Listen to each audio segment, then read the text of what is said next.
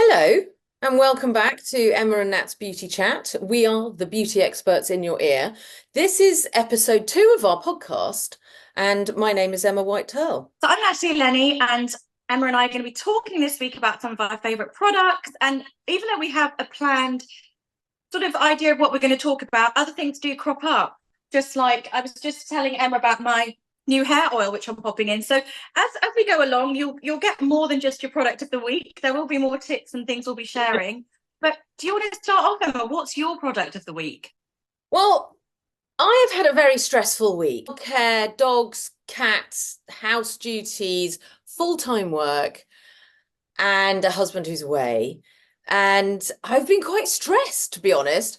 And that made me think about what I like to use on my client's skin when their skin is stressed. Our skin is our largest organ. It is the thing that if anything's going on mentally or physically, it shows in our skin. And I have one product that is sort of my fail-safe. It doesn't matter what type of skin you have, this product works on it. And it is the Tatcha Water Cream. That's the one in the little green pot. Yeah. It's got leopard lily in it, which is incredibly calming, which is wonderful. But it also has 23 karat gold, which I didn't know until I actually was reading the ingredients list, which apart from gold is very good for your skin, it also gives you that really lovely healthy glow. So if your skin's feeling a bit overworked, a bit stressed, this moisturizer will fix it. Well, I really love Tatcha as a brand because I really love their silk canvas primer, and I do have that in my kit. Yeah. And I was thinking maybe I haven't used the moisturizer you're talking about. There is also one in a purple in like a lilac-y tub. That's the glow. Which is right, because I find that their products are great. If you haven't worked with someone's skin before, or as you say, their skin is sensitized, it's like a very gentle brand, but it still feels very luxurious. The pots are lovely when you bring them out. They look so nice, which I think is all part of having the whole skincare experience. Yeah, I mean it's a really clever brand.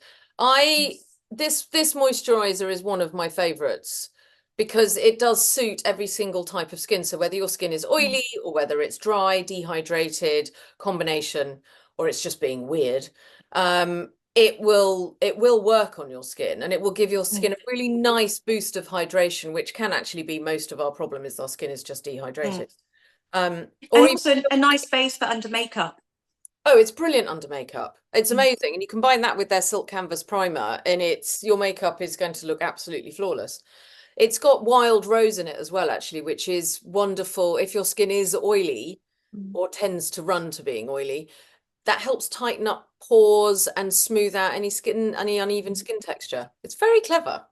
We were saying that we love their solid. They have a solid primer, which feels so luxurious. And you were giving a good top tip earlier before we were on this podcast that you can actually use it on your eyelids to help with your eye makeup, which is great because often with powder eyeshadows, it's really great to have something a bit hydrating that can grab the color and intensify it on your eyelids, or it can flake down onto your face. And also it does really help to bring out the tone of your shadow as well. But I didn't know that you could do that with that one. So it is really clever because the waxy solid one, you only need the tiniest amount, and I warm it up in between my fingers and then I tap it over the areas that I actually want to put primer on. Because sometimes if you're not doing a full face of makeup, you don't need primer. But if you're going to wear eye makeup, even if it's just a little bit of an eyeliner, it's nice to have something to grab it because our eyes are naturally greasy, and so they have a tendency things start moving throughout the day. But this product I love. Tatcha's so clever. It really is. It's a really clever, easy to use brand. I was just saying also I tried recently. Well, I tried it a long time ago and I've sort of rediscovered it. There's a great eye primer. It's called Lid Lift, I think that's the name, and it's from Code Beautiful, and it's a primer, but it's actually just it looks a bit like a concealer, but it just kind of opens and brightens the eye area. Again, great base for makeup, but also just on its own. But if you have something lighter on your eyes, on your eyelids, it kind of just helps to open your eyes up. So yeah, it does make a difference. I think as you get older, you do look for these sort of added extras. Just taking time to bring these added extra things into your regime can can actually make things last longer. You know, another thing is your eyeshadow can go patchy. So it's just ways to kind of help everything go on better and everything stay on better as well. It is. I mean, it's all about creating the perfect canvas, isn't it, for whatever makeup you're going to put on. And I think having a good moisturizer and a primer that works in conjunction with that moisturizer, which some of them don't, but the Tatcha ones really do, and they are lovely. Well, I will come on to my product of the week, which I've got a selection here because it's very hard to just choose one, but it's the Chantecaille. So it's a beautiful palette, not 24, 23 karat gold, sadly, but still a nice gold effect. I'm sure that's probably gold leaf in there. And this is the Radiant Glow Blur Primer. I absolutely love Chantecaille. It was the first brand that I treated myself to like a luxury brand when I was newly trained as a makeup artist well over 20 years ago. And I still remember the beautiful palette that I really feel helped launch my career. It was £90. And, you know, think about that, 20, you know, that's expensive now. So it was a real luxury item, but I think it had like 6 eyeshadows, 2 blushes, a highlighter. It was just the most beautiful palette. And the minute I got that out, people just would be thinking, oh, well, she's obviously a brilliant makeup artist with a palette like that. So I really feel like it helped me with my career. And also because their products apply so beautifully, you know, it's not just about the shade or the texture, it's how it applies onto the skin, how it lasts. And this new powder of theirs, it's got so much radiance in it. So it looks like a pink highlighter, but it's not. It's a powder that's very, very, very fine, but it has this beautiful sort of illuminating glow to it that really helps to brighten the complexion because it's a slight pinky rosy. And it doesn't come up as rosy, but it's got those brightening pigments in it and just helps to smooth. And I just absolutely love it. Do you use? Because I'm not a big powdered fan, to be honest. No, but do you use this instead of a translucent powder? I do, but you could use, yeah, I mean, to be honest, you would, yeah. If you're into baking your face with powder, then you probably might want to do all of that before and use this as like a finishing powder. But for me, this is perfect. Obviously, if someone was going on a red carpet and they were or going on TV and for hours of press under bright lights, I would also put a mattifying primer on areas that shine, and then maybe this on the outer part of the face. But it's just really, it's so fine. It's just so gorgeous. I'm really obsessed with it. It's lovely. I mean, Chantecaille is a lovely brand. Everything is very beautiful and easy to use as well, actually. Their products, their It feels so nice, Emma. You'd love this. Really pretty. I like that you're also just putting it on with your fingers. Yeah, because that's the reality, isn't it? You're just always putting stuff on the go. But all their brushes, do they? And so it's actually, your fingers are sometimes probably cleaner than certain bits. Yeah, as long as you clean your hands. But yes, exactly. And sometimes you've got to choose what you can put in your handbag, what's going to fit. That is true. So it's a really beautiful product and I kind of want it. You do a trade. I'll have your Tatcha cream. You can have that. Section 2 of our podcast is fashion or fiction. And this week, my social media has literally been flooded by skin flooding. Yeah. Which slightly drives me mad because I watched someone, she put 11 things on her face. And that was before she'd applied makeup. It's 11, which I feel it's too much. And it takes me... 11 products. I mean, I also think it must have been quite interesting the way it was obviously very captivating to watch, but I bet it was quite soothing to watch. It is quite relaxing watching people put products on. I think it's well, so with skin flooding, it's like we were discussing when we've chatted about this before, it's basically just a skincare routine, like you said.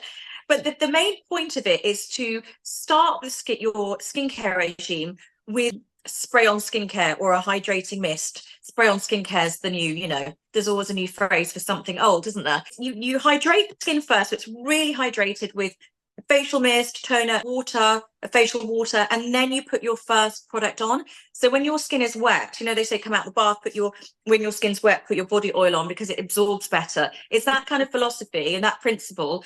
But then it's taken the next stage where it's like layering and layering, layering. But there's just no point, as you know, layering loads of products if you haven't prepped your skin properly. So that's cleansing it properly, making sure that you're regularly using a product with AHAs to help exfoliate your skin. So naturally just help to bring off that any dead skin buildup, which there is more as we get older because your renewal slows down. As long as you're keeping your skin nicely prepped, then you probably don't need as many products anyway.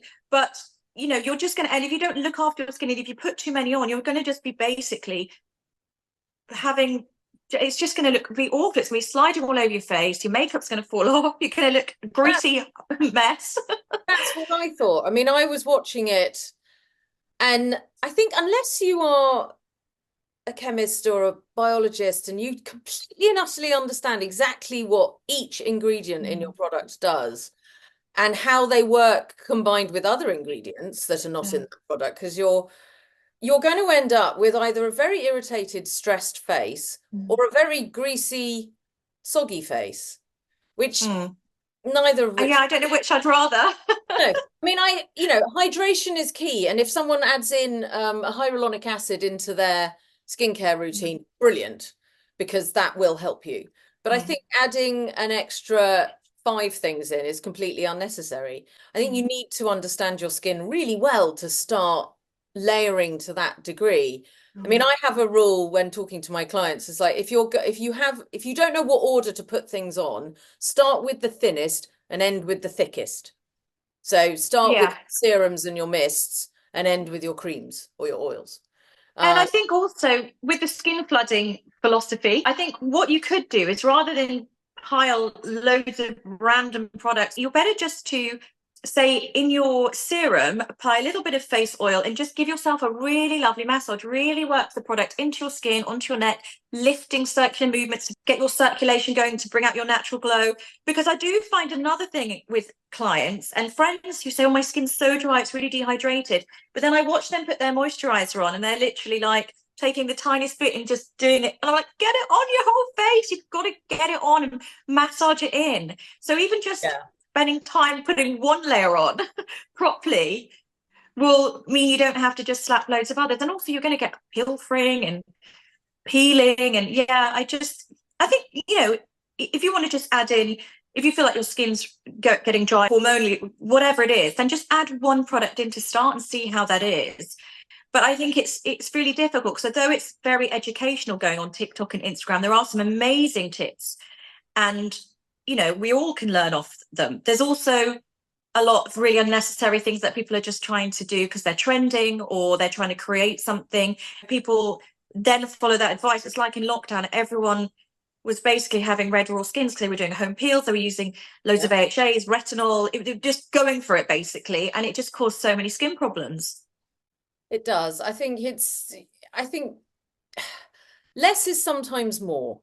And I think if you can put in a nice hyaluronic, like say the Vichy, they make a great one. Their serum is lovely and it's not too tacky. I love that. Hyaluronic can be a bit tacky, but if you put that on and then maybe a serum and your moisturizer, your SPF, it's another layer. You've got to give it time to settle into your skin because everything's not absorbed instantaneously. And if you're going to then put makeup on the top, I think you probably need to wait about 15 minutes to see how much of your skin is actually absorbed, because otherwise you're going to put makeup on the top of that and it's just going to start moving around, sliding around, which is going to end up being a waste of makeup. Well, it's not even just a waste, just total, such a nightmare, really, isn't it? Just be like, oh my goodness, it's just going to delay you, stress you. I think our skin flooding is probably a big work of fiction. I do not feel like we actually need this. So I'd say it's fiction, but fact, because obviously layering the right products in the right way and spending time is going to improve your skin, but fiction because this skin flooding in 11 products is just madness, not necessary. Or when someone proved me wrong. Talking of scientists, though, Emma, what did you study at university? You actually are a scientist, aren't you? Yeah, I studied astrophysics. I mean, I'm an actual space nerd. I love that. I know. My father's never quite forgiven me that I do now have a job that's literally got nothing to do with what I studied for. Although it almost did when we worked on the Stephen Hawking premiere together. That is very true. I feel that combined your two. I did have a fangirl. I did have a fangirl moment at that premiere because I was very lucky that I did actually hear Dr. Hawking in a lecture, but to actually meet him, I had a moment. So our last section of our podcast is actually our call-in question of the week. And I chose a question at random, but it actually is one that I do get asked a lot, and it's not just by the teenagers in our household, which is, how do I get rid of my spots and hormonal breakouts? Which, we all suffer with spots occasionally. It just happens. Our skin has a moment, and it's how we deal with it. And we have come a long way in treating spots in the last 20 years. And it's, hormonal ones can be really quite painful. They're quite cystic pimples and they're really deep and they can be sore. I think we've worked out what to do. And as you say, our nemesis to spots is salicylic acid. Do you have one that you like to use? I know that Paula's Choice do some really good ones because, again, you don't want anything too harsh. No. It's going to be something that has a cumulative effect. There's no point trying to dry your skin out. It's the worst thing you can do if you've got a breakout or you've got spots, which is most people's natural reaction. You want to use something gentle that's effective and that you use regularly. There's lots of great ones. I mean, Medicate. Press and Glow is brilliant. That's another thing. It could just be dead skin's layering on your skin. It's blocking bacteria. It's clogging. And that's another thing, is just cleansing your skin properly, cleaning your hands before you touch your face, cleansing your skin and protecting it with SPF and light moisturizer. But if it's more than that, if it is, as you say, hormonal, teenage, whatever, then I would say salicylic, you can also get an on-the-spot treatment. So you're not using it all over the face. But also something like LED. I find LED is great. And Omnilux, who have amazing near-infrared and infrared LED masks, have just launched these little... Sorry, my dog's just come back from the groomers. He's very excited. Everybody looks lovely. Always welcome. And they've launched these little masks that actually looks like a LED mask for a Barbie doll, but you actually can pop a mask on, and this comes with a little thing that you stick onto it, and then you put it onto your face. So you can just leave it there for 10 minutes and it will treat the area. And this helps with the inflammation, because that's another thing. You get that redness, inflamed skin. And actually, I find that a lot of people are more concerned about that. It can be harder to cover up. So you really want to just be gentle with your skin. And I also love Oxygenetics. It's breathable. It helps to treat, soothe. And I think it's that thing where you want to be very gentle with your skin. We used to use some dreadful things for spots, and it used to basically dry out the skin and make the entire area worse. Now, I mean, with the teenagers in my household over the years, I've always given them a La Roche-Posay cleanser, a cream cleanser, because they're so gentle, but they do effectively clean the skin and get rid of any bacteria and the pollution.